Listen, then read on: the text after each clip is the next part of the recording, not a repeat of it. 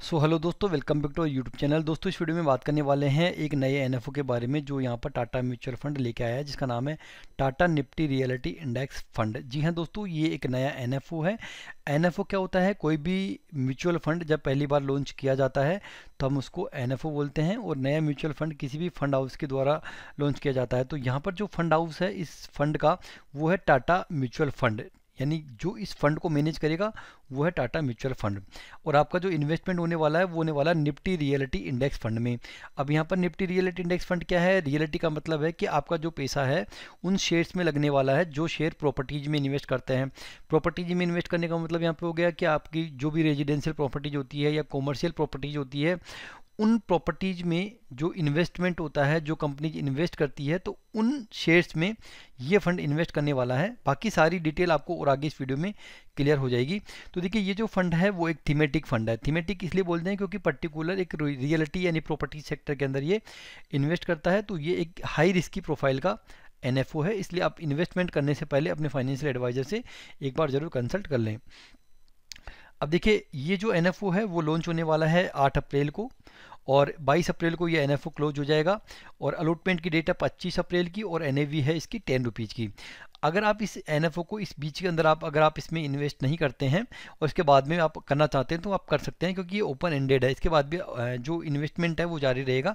25 अप्रैल के बाद से ये जब लॉन्च हो जाता है उसके बाद में आप इसके अंदर कर सकते हैं। लेकिन हो सकता है वहाँ पे एनएवी आपको 10 रुपीज़ से ज़्यादा की मिले, या हो सकता है मार्केट डाउन हो तो आपको एनएवी 10 रुपीज़ से कम की भी मिल जाए। वो डिपेंड करता है उस टाइम पे 25 अप्रैल के बाद में। तो आप 25 अप्रैल के बाद में भी आप इन्वेस्टमेंट कर सकते हैं। एक्सपेंस रेशो यहाँ पर अभी दिया गया नहीं है, लेकिन यहाँ पर एग्जिट लोड दिया गया है, यानी कि अगर आप इस फंड को अगर आप बीच में ही रोक देते हैं तो आपको 15 दिन के अंदर अंदर अगर आप इसको रिडीम कर लेते हैं तो आपको 0.25% का एग्जिट लोड यहाँ पर देना होगा।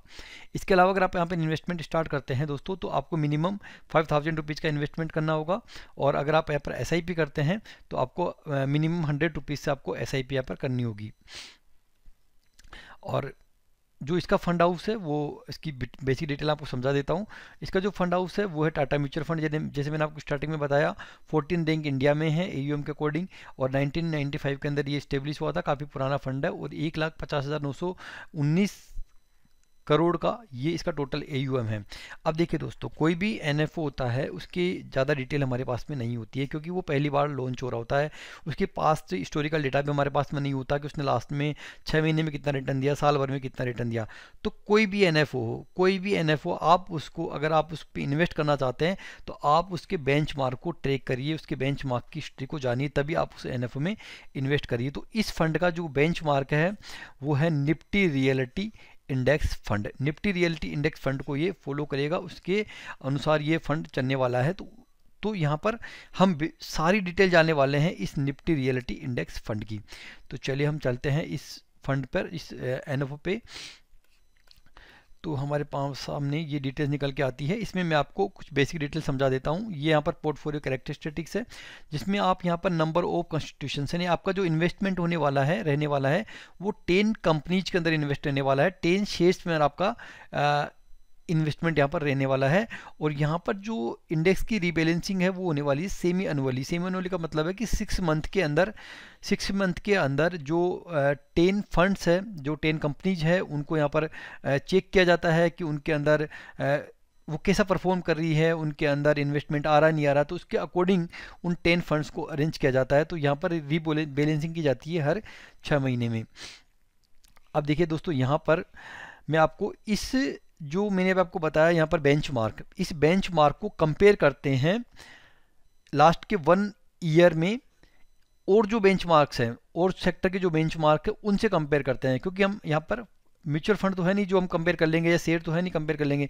तो यहाँ पर हम इसको कंपेयर करेंगे इसके बेंचमार्क को और बेंचमार्क से। तो आप देख सकते हैं निफ्टी रियलिटी का बेंचमार्क आपको यहाँ पर दिखाई देगा, और इसकी जो बार है आप देख सकते हैं यहाँ पर निकल के आ रही है यहाँ तक, और ये जो रिटर्न है वो परसेंटेज में है।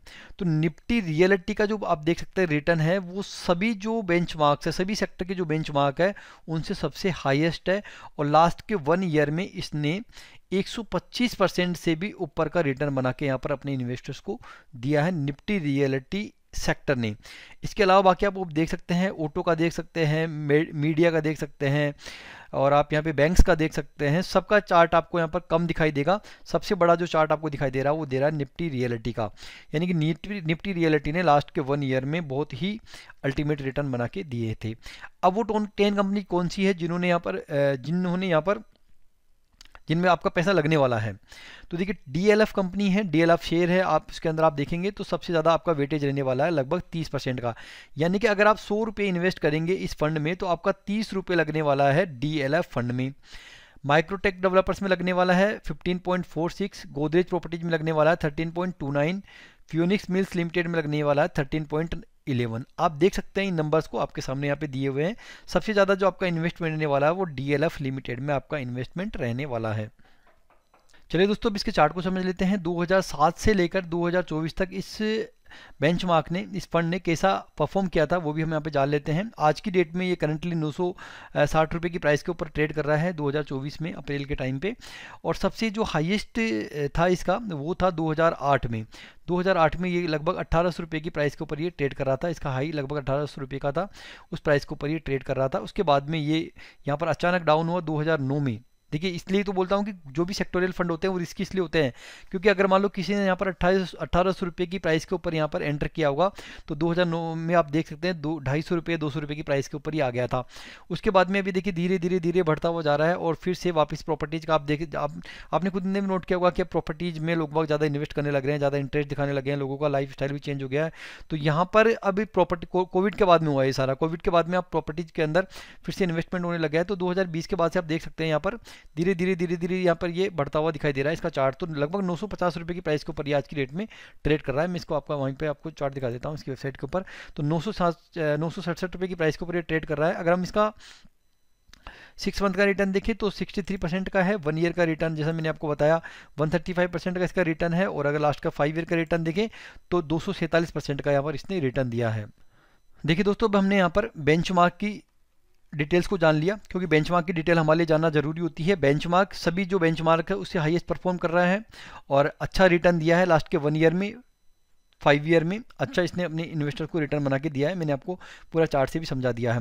इसके बाद में हमारे लिए जो जानना जरूरी है वो है फंड मैनेजर, यानी कि आपका जो पैसा लगने वाला है उस फंड को कौन सा मैनेजर मैनेज करने वाला है, उसका क्या एक्सपीरियंस रहा है, वो सारी इन्फॉर्मेशन आपको मिलने वाली है। तो इसका जो फंड मैनेजर है वो है कपिल मेनन, जिनको 40 ईयर जिनकी एज है, बीकॉम क्वालिफिकेशन है, 20 ईयर्स टोटल एक्सपीरियंस है उनका 20 ईयर्स का। 2021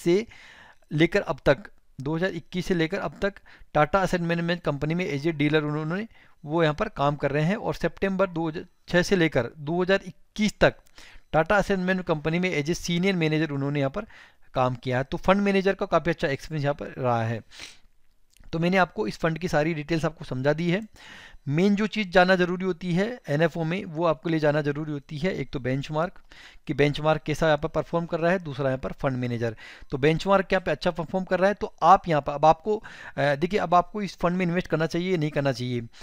तो अगर आप चाहते हैं कि आपका पैसा जो है वो प्रॉपर्टीज में लगे, आप रिस्क भी उठा सकते हैं, और आप चाहते हैं कि आप पहले से म्यूचुअल फंड में इन्वेस्ट कर रहे हैं, कोई आप नए इन्वेस्टर नहीं हैं, तो आप एक नए फंड के अंदर आप देखना चाहते हैं कि उसका क्या रिटर्न रहता है, किस तरह से परफॉर्म करता है, तो आप इस फंड के अंदर आ सकते हैं। लेकिन जो नए इन्वेस्टर हैं वो अभी इस फंड से बचिए क्योंकि एक हाई रिस्की फंड होता है। जैसे मैंने आपको बताया कि 2008 के अंदर तो ये बहुत हाई पे था लेकिन 2009 में बिल्कुल लो पे आ गया था, है ना। तो ये सेक्टोरियल फंड होते हैं, अच्छा आपको परफॉर्म करके दे सकते हैं और हो सकता है बिल्कुल लोअर परफॉर्मेंस करके भी दे। तो अगर जो नए इन्वेस्टर हैं वो इससे बच सकते हैं और जो पुराने इन्वेस्टर हैं वो यहाँ पर SIP मोड में आप इन्वेस्ट कर सकते हैं। अगर आपको लगता है कि रियलिटी सेक्टर, प्रॉपर्टी सेक्टर आने वाले टाइम के अंदर अच्छा परफॉर्म करेगा तो आप इस फंड के अंदर इन्वेस्ट कर सकते हैं। मेरी यहाँ पर आपसे कोई पर्सनल राय नहीं है कि आप इसको बाय करें या सेल करें, आप अपने फाइनेंशियल एडवाइजर से कंसल्ट कर सकते हैं। वीडियो अच्छा लगा लाइक कर दीजिए, चैनल को सब्सक्राइब कर दीजिए। Thanks for watching.